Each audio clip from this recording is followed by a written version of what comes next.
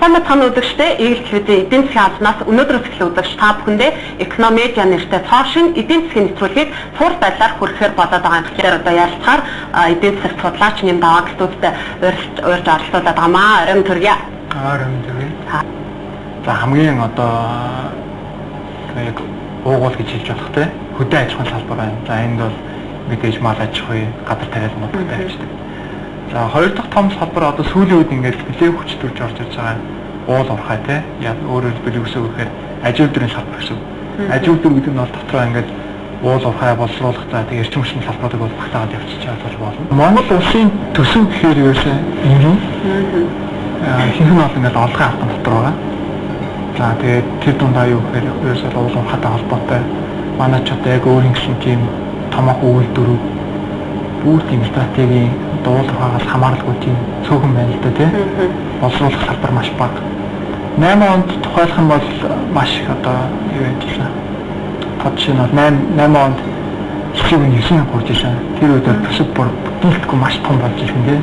Тэгээд 9 онд бол хэсэг нь ингээ 3 дахин унаад 9 мянга жаа 3 мянга удаад ирэхэд төсөв шууд олохгүй болж ирсэн. Тэгээд хүн нөхцөл байдууд бол үүсэж ирсэн. Тэгэхээр ерөөсөө л уулахаас хамаардаг.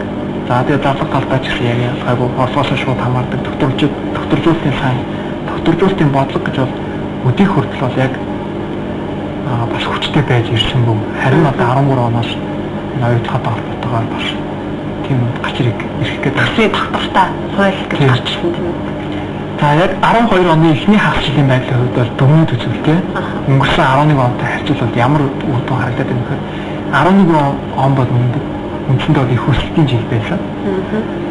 За юу байсан? Техникээс гадна мөс маш хэмжээгээр гаргаж ирсэн байна. Экспортлсан. Тэгээд тэргүүр чинь гадаад худалдааны орлого нэмэгдчихэж байгаа.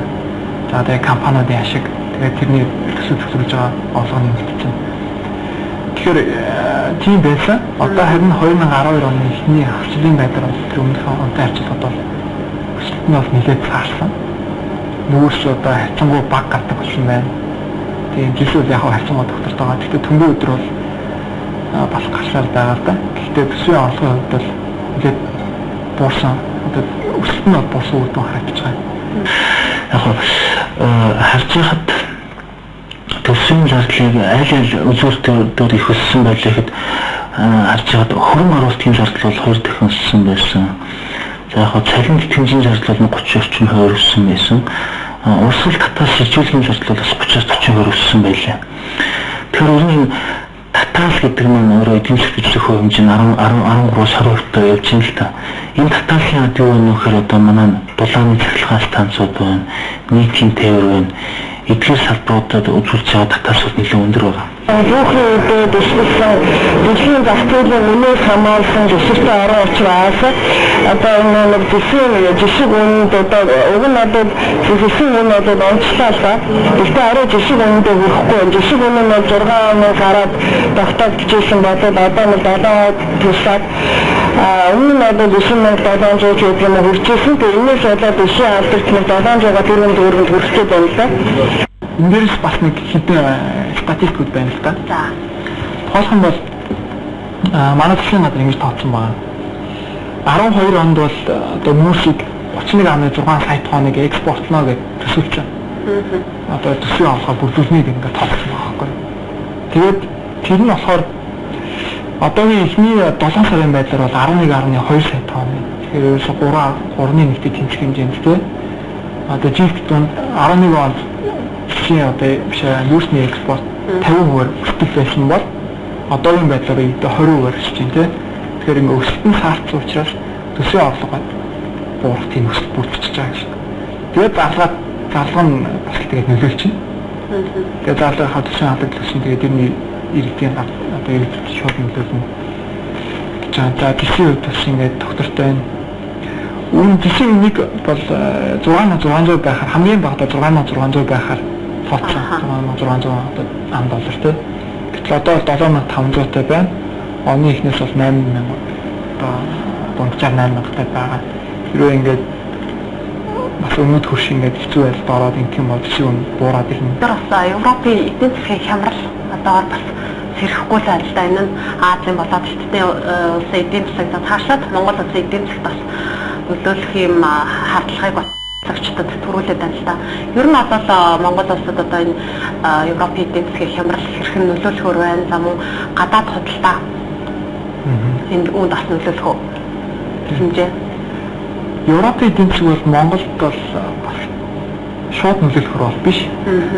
Тухайлбал яагаад гэж байгаа гэхээр манай гадаад худалдааны одоо экспортын 96% нь Хятад руу Хятадд экспортлж байгаа.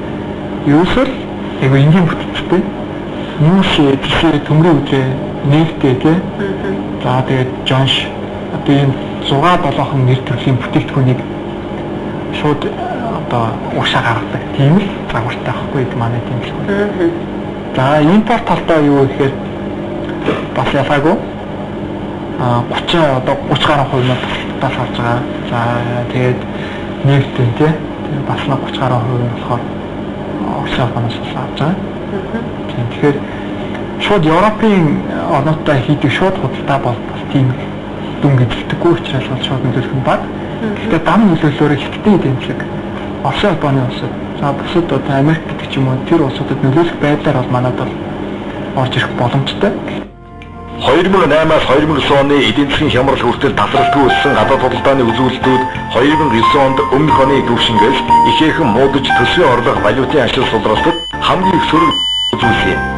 2008 онд 2 тэрбум 539 сая Америк долларт хүрээд байсан экспортын хэмжээ 2009 онд 25.8% онож 1 тэрбум 885 сая Америк долларт хүрсэн бөгөөд үүнд дэлхийн зах зээл дэх үнийн уналтаас шалтгаалan 60%-аар дундсан дэлхийн орлогын бууралд хамгийн гол нөлөө үзүүлсэн.